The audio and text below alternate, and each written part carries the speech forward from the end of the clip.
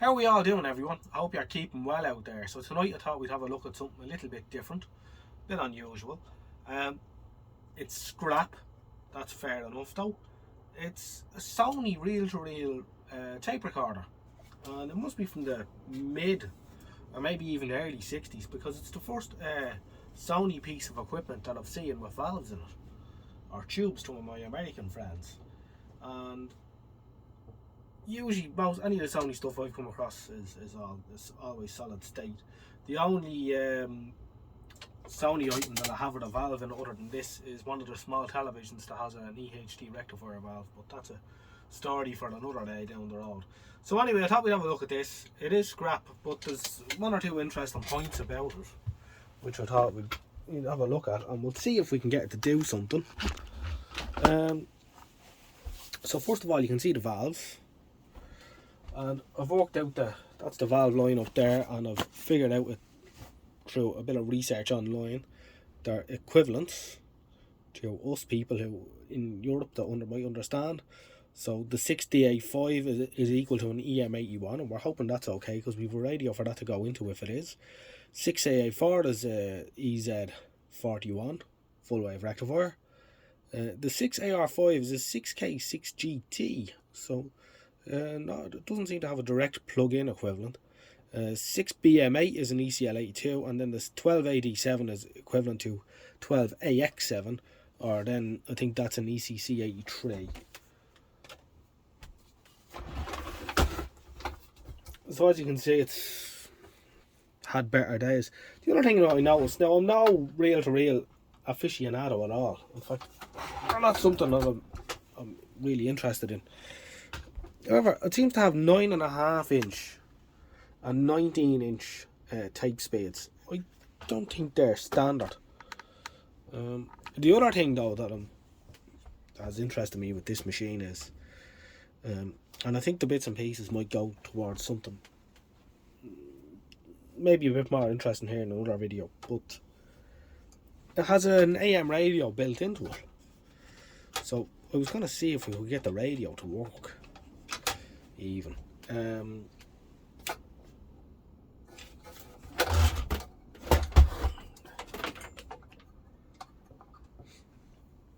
we have the base as well. So I was going to see if we could get the radio to work on it even. It might be interesting. And the radio, funny enough, is solid state, and it looks quite well made too. Just bring the camera up here to give you a look in. That's the little radio board there, and you can see that I think there might be germanium transistors. It has seen a lot of work in the past. There's evidence of a lot of work being done to it, and the first transistor there has been replaced at some stage. You can see where it's been soldered onto the legs of the old transistor.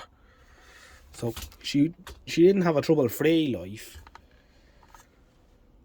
So things that are useful on it, we've got a nice mains power supply there, nice transformer on that. So we have it plugged in via the isolation transformer, and we're just going to switch it on. And it's a bit loud. See now, if it's up the other way, you don't hear that because she should be this way. The fan sits down. I don't know if it does anything at all or not.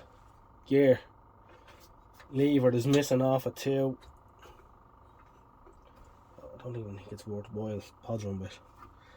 Now, if we push in this button here,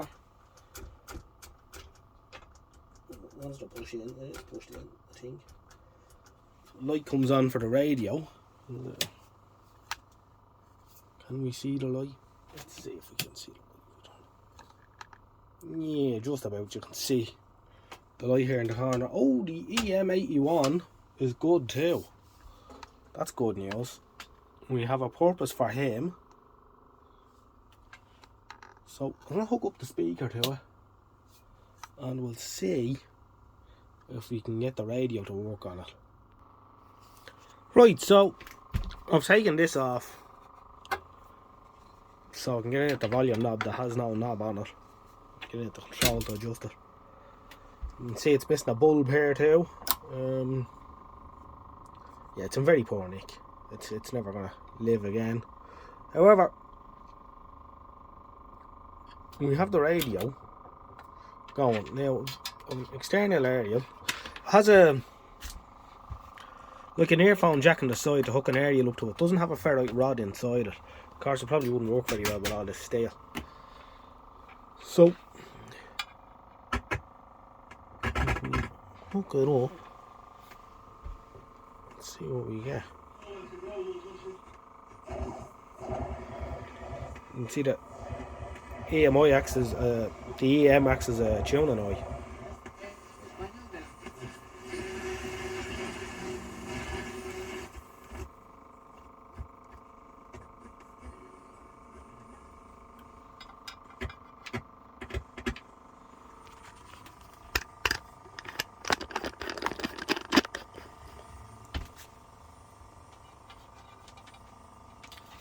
I don't know RF art as well, and see does that make any difference.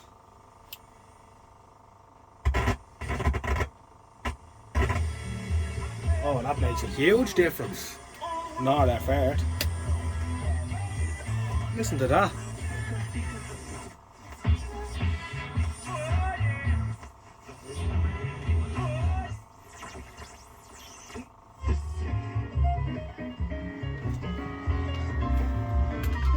That's Manx Radio, I think.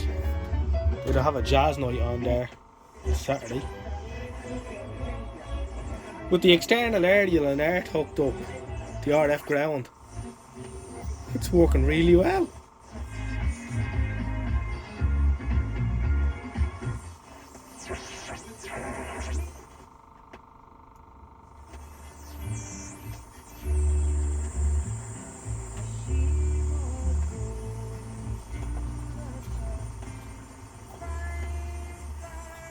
Tone control doesn't seem to do anything.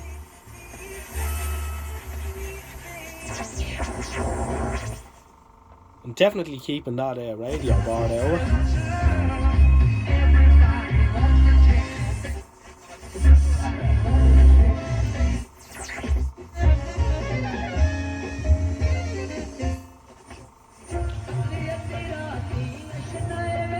I don't think I was expecting it to work that well. Good old Sony.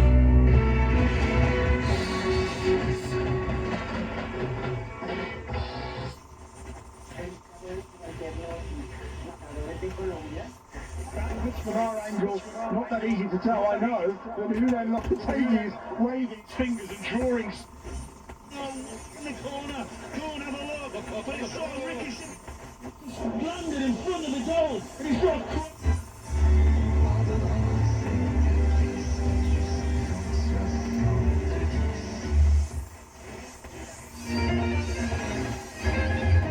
That's Radio Scotland. No prizes for guessing that.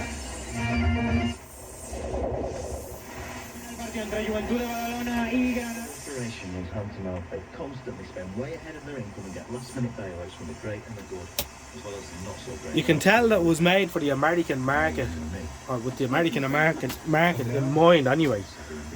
And you say, how is that, John? Because do you see the two little triangular marks on the scale? They're emergency frequencies if there's a, you know, civil emergency frequencies if there was a nuclear bomb attack. That's what those two marks are for in the US.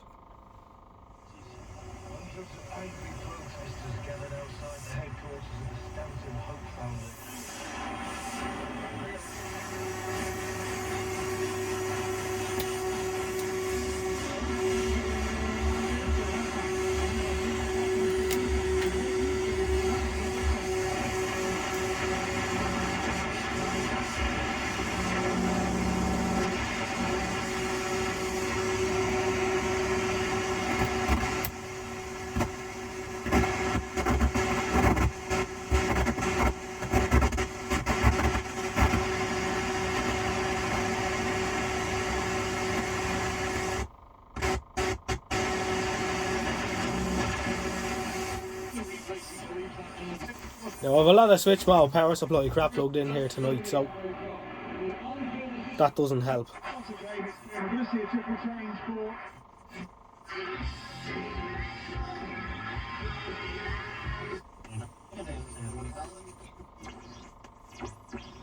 I'd imagine the bearings are probably well worn out in the motor, because it was probably used as a radio more often than not.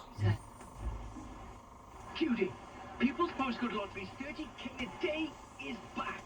Where every day in our February draws, one lucky postcode will win £30,000 and a 5k holiday too. Ooh. Yep, which means that you and the team are going to be very busy delivering. What will you be doing? Quality.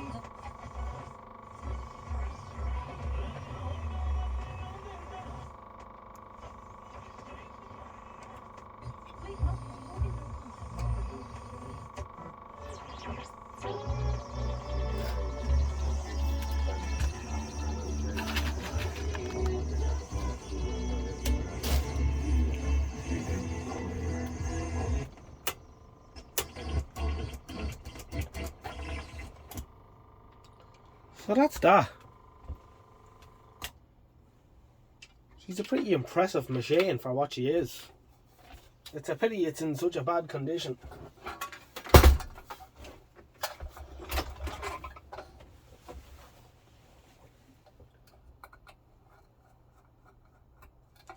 I have a use for the bits and pieces in it for something else. I'll just have a look in here at the chassis.